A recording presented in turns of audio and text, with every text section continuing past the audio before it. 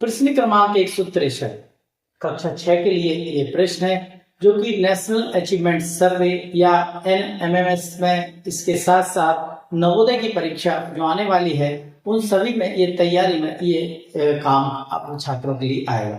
प्रश्न है, नावेद को अपने खेत के चारों ओर तार की बाड़ लगानी है। नावेद को कितने मीटर तार की आवश्यकता होगी? तो एक नावेद है, उसका एक खेत है और उस ये खेत का एक डायग्राम भी यहाँ पर दिया गया है। खेत के चारों तरफ उसे तार फेंसी करनी है, तार की बाड़ लगानी है। अब नावेद क्या करेगा? यदि नावेद बाजार जाता है और तार फेंसी लेकर आता है तो उसे कैसे पता चले कि मेरे खेत के चारों तरफ कितने तार की आवश्यकता होगी? यदि वह ज्यादा तार ले आएगा तो वह तार उसका वेस्टेज चला जाएगा, और यदि वह तार कम लेके आया तो फिर वह पूरे खेत की तार फेंसी नहीं कर पाएगा।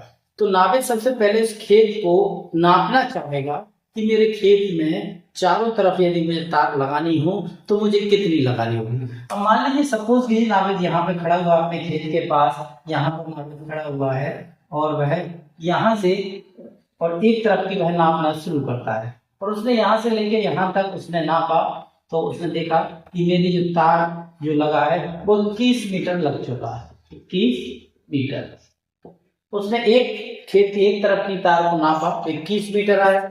फिर नावेद यहाँ पर खड़ा हुआ है, अब यहाँ से खड़े हुए उसने इस दूसरे साइड की तार की लंबाई नापना चाहिए, खेत के कितनी लगनी है, तो उसने देखा कि 15 मीटर तार दूसरी तरफ भी लगेगा।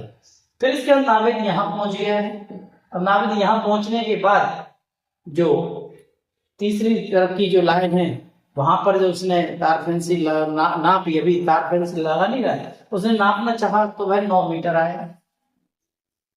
फिर लास्ट में यहाँ पे आ गया और उसने यहाँ से यहाँ तक की नापी तो उसने देखा कि 9 मीटर और तार फेंसी चाहिए। इस तरीके से नावेद ने खेत के चारों तरफ की नापना शुरू किया। नापने के बाद उसने 21 मीटर, 15 मीटर, 9 मीटर और 9 मीटर इस तरीके से उसे तार पता चला। अब उसने सोचा कितना तार लेके आना है, तो स्वाभाविक है नावेद उसको जोड़ना चाहेगा, तो इन सभी को हमने जोड़ दिया। 5 1 6 9 9 18 18 19 24 9 9 18 18 2 20 3 23 24 4 हासिल 2 आएंगे, ये 2 लगा लिए, 2 2 4 4 1 5 5 5। तो नावेद को 54 मीटर तार की आवश्यकता होगी यदि वह अपने खेत के चारों तरफ लगाना चाहे। तो यह जो उसने खेत के चारों तरफ की जो माप की है इसी को हम परिमाप भी कहते हैं। क्या कहते हैं? इसको हम परिमाप भी कहते हैं। तो बच्चे को ये भी बताएं खेत की नापने के साथ साथ गणितीय भाषा में ये क्या होता है, इसे परिमाप कहा जाता है। किसी भी आकृति के चारों तरफ की लंबाइयों को यदि हम आपस में जोड़ देते हैं तो वह उसका परिमाप हो जाता है। अब नावेद 54 मीटर उसको तार मिला करना है, तो हम हमारे जो ऑप्शन थे 30 मीटर, 36 मीटर, 43 मीटर और लास्ट में 54 मीटर, तो हमारा आंसर होगा 54 मीटर। तो इस तरीके से आप परिमाप की परिभाषा भी बताएं और खेत का जो मॉड्यूल दिया गया है, खेत का एक प्रकार दिया गया है, इसके अलावा इसके साथ और भी कोई आकृति हो सकती थी। खेत उसका ऐसा भी हो सकता था और खेत उसका ऐसा भी हो सकता था। अगर खेत की कोई भी आकृति हो, चारों तरफ यदि उसे तार फेंसी लगाना हो तो चारों तरफ की, यदि आकृति 3 तरफ की है तो तीनों तरफ की जो माप आएगी उसे हम परिमाप कहेंगे और उतनी ही उसे तार फेंसी की जरूरत होगी।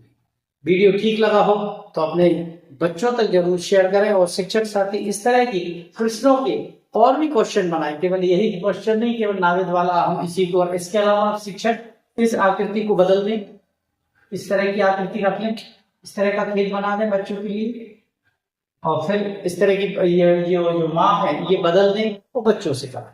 तो स्वाभाविक है बच्चे इस तरह की गतिविधियां, इस तरह के प्रश्न और ज्यादा करेंगे तो वह पूरी अवधारणा को समझ जाएंगे। उम्मीद करते हैं कि इस कंसेप्ट में जो अवधारणा बताई गई है परिमाप की, वह बच्चों को आप जरूर अच्छे तरीके से सिखा पाएंगे। इस तरह की और भी लगातार वीडियो आप देखना चाहते हैं तो आप हमारे चैनल एजुकेशन हब गुना से जुड़ सकते हैं। वीडियो को लाइक और शेयर जरूर करें।